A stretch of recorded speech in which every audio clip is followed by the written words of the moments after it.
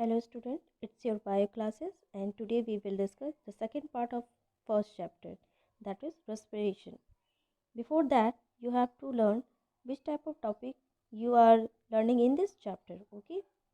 See, breathing and respiration, that means इसके बीच का difference आपको जानना है. How energy released during the respiration is stored. जब respiration process होता है तो energy कैसे release होती है और stored होती है, okay? टाइप्स ऑफ रेस्पिरेशन जो कि आप क्लास 7 में भी ऑलरेडी पढ़े हो, aerobic and anaerobic respiration plants, ये भी आपने पहले पढ़ा है बट अभी थोड़ी सी ब्रीफ स्टडी करेंगे. The net gases exchange and human respiratory system. Okay, so let's start the topics. See first point, respiration is an oxidation reaction. That means respiration क्या है? एक ऑक्सीडेशन रिएक्शन है. ऑक्सीडेशन रिएक्शन वो होते हैं जिसमें electron liberate होते हैं. ओके, जब ये इलेक्ट्रॉन एनर्जी के फॉर्म में लिबरेट होता है तो हमारा बॉडी उसे यूटिलाइज करता है किसी भी वर्क को करने के लिए. अब इस प्रोसेस में जब तक एनर्जी रिलीज होगी तो किसी चीज़ का तो ऑक्सीडेशन होगा, दैट इज़ कार्बोहाइड्रेट. कार्बोहाइड्रेट जो ग्लूकोज के फॉर्म में बॉडी में प्रेजेंट है उसे उसका ही ऑक्सीडेशन होगा और उसे ही ब्रेक डाउन किया जाता है. और ब्रेक डाउन करने का साइट जो प्लेस है जहाँ पे सेल के उस पार्ट में उसका ब्रेक डाउन होगा, that is mitochondria. Okay, see mitochondria. Mitochondria आप पहले भी क्लास 9 में पढ़ चुके हो. इसे power house of the cell भी कहते हैं क्योंकि ये एनर्जी को रिलीज भी करता है एंड स्टोर भी करता है. किस फॉर्म में? एटीपी का फॉर्म में. और एटीपी का फॉर्म आप पहले भी जानते हो, उसकी फुल फॉर्म क्या हो कि एडेनोसाइन ट्राइफॉस्फेट इसे कहा जाता है और इसे एनर्जी करेंसी भी कहते हैं. At a time of necessity यही एटीपी हमें एनर्जी प्रोवाइड करता है. ओके, सही. सेकेंड पार्ट में इसके डेफिनेशंस को बताया गया है. The process of releasing energy from food. Food जो हमें एनर्जी रिलीज करके प्रोवाइड किया जाता है, इस पूरे प्रोसेस को यहाँ पे ब्रीफली बताया गया है. ओके, यहाँ पे मैं एक बात आपको बता दूँ. यहाँ पे एक पॉइंट है, आप थोड़ा सा थिंक करना इस चीज़ को कि आपका फर्स्ट चैप्टर था न्यूट्रिशन. ओके, फूड आपने इनटेक किया, फूड अपने बॉडी में ले लिया, बट क्या सिर्फ फूड लेने से ही एनर्जी मिल जाती है? No, never. जब तक फूड के साथ ऑक्सीजन नहीं रहेगा तो उसका ऑक्सीडेशन प्रोसेस नहीं हो सकता है. ओके, दैट मीन्स उसका ब्रेक डाउन नहीं हो सकता है. और जब तक ब्रेक डाउन नहीं होगा तब तक एनर्जी नहीं मिलेगी. It's your second chapter. First chapter में आपने फूड को इनटेक के बारे में पढ़ा था. रेस्पिरेशन में आप इनटेक ऑफ ऑक्सीजन पढ़ रहे हो कि कैसे ऑक्सीजन को इनटेक किया जाता है एंड देन एनर्जी रिलीज होती है और कार्बन डाइऑक्साइड वाटर के साथ भी रिलीज होता है. और यही कार्बन डाइऑक्साइड प्लांट्स लेते हैं और इकोलॉजिकल बैलेंस को बना के रखते हैं. इसके आगे जब हम थर्ड चैप्टर करेंगे सर्कुलेशन, तो यही एनर्जी जो लिबरेट हो रही है अभी, तो वो ब्लड स्ट्रीम के साथ पूरे बॉडी में डिस्ट्रीब्यूट होती है. ओके, सो फिलहाल अभी यहाँ तक आप समझो. यहाँ पे एक और टॉपिक है, that is wait, cellular respiration. Okay, cellular word that means cell. Okay, cell के अंदर जो रेस्पिरेशन होता है उसे हम सेलुलर रेस्पिरेशन कहते हैं. यहाँ पे रिएक्शंस भी दिए हुए हैं. See food plus oxygen gives carbon dioxide, water and energy. That means food carbohydrate के फॉर्म में जो है जब ऑक्सीजन गेन करता है तो क्या लिबरेट करेगा? Carbon dioxide, water and energy. Wait a while, थोड़ा सा वेट करो और इसी चीज़ को जस्ट रिवर्स पढ़ो.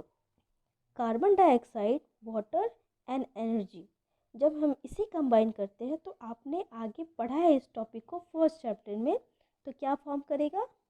Food and oxygen. फोटोसिंथेसिस का रिएक्शन रिमाइंड करना. C6H12O6 plus O2 gives CO2 and H2O. ये जो रिएक्शन है इसे ही यहाँ रिवर्स किया गया है. That means photosynthesis and respiration दोनों इंटरलिंक्ड प्रोसेस है, इंटरडिपेंडेंट है. एक इंडोथर्मिक रिएक्शन है और एक एक्सोथर्मिक रिएक्शन है. Okay, so start for the next topic. See यहाँ पे रेस्पिरेशन के कुछ टॉपिक्स को बताया गया है जो आपको नॉर्मली जाने चाहिए, बेसिक टॉपिक्स है। हमारे बॉडी में जितने भी रिएक्शंस होते हैं उसे हम मेटाबॉलिक एक्टिविटीज़ कहते हैं। दैट मीन्स वाइटल एक्टिविटीज़, जो भी रिएक्शंस हमारे बॉडी में होंगे उसे हम क्या कहेंगे, मेटाबॉलिज्म। ठीक है, that is called metabolic activities. ये दो टाइप के होते हैं, first anabolism, second catabolism. Okay, anabolism वो प्रोसेस है जिसमें सी, यहाँ पे मैंने डेफिनेशन भी दिया है, it include metabolic processes by which complex cellular compound are synthesise from the simpler one.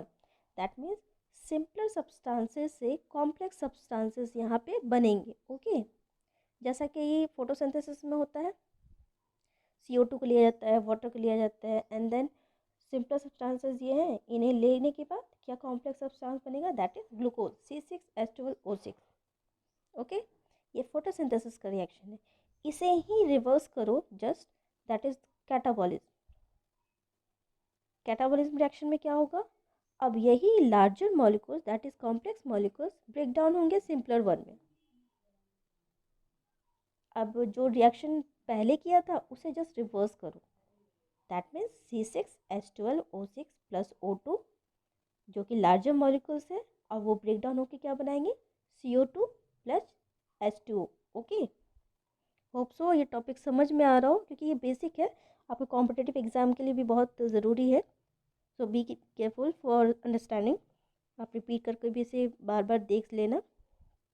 यहाँ पे अगर मैंने एक डेफिनेशंस दिया है रेस्पिरेशन का, और इसे थोड़ा सा और एलोबरेट किया गया है। See, the food, oxygen and oxidation बताने के लिए। ओके, तो come to the next topic. हमारा पहला टॉपिक इस चैप्टर का, पहले तो अभी रेस्पिरेशन समझाया गया अभी आपको, और ये आपका फर्स्ट टॉपिक है differences between respiration and breathing. ये इस चैप्टर का one of the most important topic है, जिसके बीच के डिफरेंसेस आते हैं बोर्ड एग्जाम्स में खासकर। सी, ब्रीदिंग दैट मीन्स सांस लेना। ओके, एंड रेस्पिरेशन जिसमें एनर्जी लिबरेट होगी। तो सांस लेने से तो एनर्जी लिबरेट नहीं होती है। यहाँ पे जो डिफरेंसेस बताए गए, मैं वन बाय वन उसे ब्रीफ कर दूँ। सी, रेस्पिरेशन को तो अभी बता दिया गया था, रेस्पिरेशन वो प्रोसेस जिसमें ग्लूकोज ब्रेक डाउन होगा और एनर्जी लिबरेट करेगा। ओके, लेकिन ब्रीदिंग में क्या होता है, इसमें इनहेलिंग और एक्सहेलिंग प्रोसेस होता है। दैट मीन्स इनहेलेशन होगा, एक्सहेलेशन होगा लंग्स के थ्रू। ठीक है, जब आप सांस लेते हो और लिबरेट आउट करते हो, इस प्रोसेस को ब्रीदिंग कहते हैं। ये एक फिजिकल प्रोसेस है। See, physical process, voluntary physical process. Voluntary in sense आप इसे अकॉर्डिंग टू आवर विल कर सकते हो, आप अपनी मर्जी से कर सकते हो। अगर आप सांस लेना चाहो तो ले सकते हो, सांस को थोड़ी देर रोकना चाहो तो रोक सकते हो। ओके, ये वॉलेंट्री इन एक्शन है, ये क्लास 9 में आपने पढ़ा था वॉलेंट्री मसल्स के बारे में, जहाँ पे तो ये फिजिकल प्रोसेस आप किसी को देख के समझ सकते हो कि कौन सांस ले रहा है कौन नहीं ले रहा है। ओके, दैट मीन्स दैट, तो ब्रीदिंग क्या हुआ, एक वॉलेंट्री फिजिकल प्रोसेस है। बट रेस्पिरेशन क्या है, ये इनवॉलेंट्री केमिकल प्रोसेस है। इनवॉलेंट्री इन सेंस ये हमारे विल के अकॉर्डिंग काम नहीं करता है। ठीक है, ये हमारे विल के अकॉर्डिंग काम नहीं करेगा और इसमें केमिकल रिएक्शंस होंगे। नेक्स्ट वन, थर्ड वन है, इसमें तो ATP के फॉर्म में एनर्जी रिलीज होगी यानी स्टोर्ड अप होगी, बट यहाँ पे कोई भी एनर्जी रिलीज नहीं होती है। ओके, सांस लेने से कोई ऑक्सीडेशन प्रोसेस नहीं हो रहा है, सिर्फ ये एक फिजिकल प्रोसेस है और ऑक्सीजन लेने का, इनटेक करने का एक प्रोसेस है, nothing else. Fourth one, it is an intracellular process as it occur inside the cell. See, fourth point in respiration, cell के अंदर जो प्रोसेस हो रहा है intracellular process, that is cell के अंदर जो प्रोसेस होगा उसे इंट्रासेलुलर प्रोसेस, सेलुलर रेस्पिरेशन कहेंगे। और ब्रीदिंग में ये एक्स्ट्रा सेलुलर प्रोसेस है। ठीक है, ये एक्स्ट्रा सेलुलर प्रोसेस होगा ब्रीदिंग में, एंड दैट मीन्स वो सेल के आउटसाइड हो रहा है। Extra means outside, cellular cell के बाहर। Respiration takes place in a cell, आपका फिफ्थ पॉइंट है, सेल में होता है ये काम, and breathing takes place in a lungs, ये लंग्स में होता है। Fifth point, breathing process. सांस, ऑक्सीजन जब अंदर जाती है सांस के साथ, मतलब इनहेल करते हो तो वो लंग्स में जाता है, गैसेस एक्सचेंज होता है एंड देन वो लिबरेट आउट होता है। ओके।